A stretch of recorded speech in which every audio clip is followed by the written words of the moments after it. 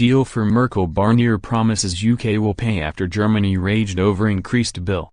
Mr. Barnier, the European Commission's top Brexit negotiator, promised Brexit would not mean members would need to increase their contributions to the EU's budget, which topped £136 billion last year. The EU was facing pressure from Germany, which feared it would be left to them, the EU's biggest contributor, to pick up the tab. Already calculations from Germany's Federal Court of Auditors estimated Berlin would have to boost its funding by about one-third, from €15 billion in 2015 to around €20 billion once the UK leaves.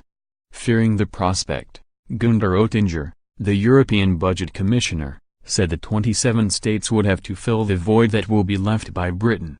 The German politician said in August the EU must stop all rebates and tell all member states to pay more to bankroll common projects.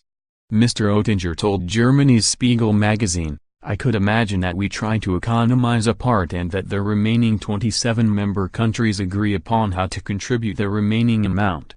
Speaking after Theresa May and European Commission President Jean-Claude Juncker signed off Phase 1 of the Brexit talks, which hinged on the divorce bill, Mr. Barnier said, "No member state will have to pay more or receive less because of Brexit, and that is what Theresa May said in her major speech in Florence.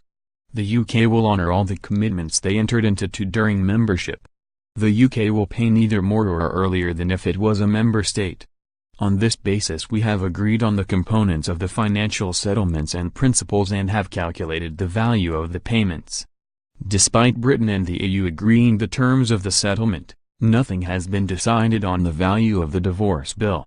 But Britain will continue to fund projects across the EU, which included £400 million to renew a 40-mile stretch of a motorway in Poland this year while the UK's road networks crumble, and £145,000 to print 736 postcards to reflect the current problems in Europe that generate social exclusion.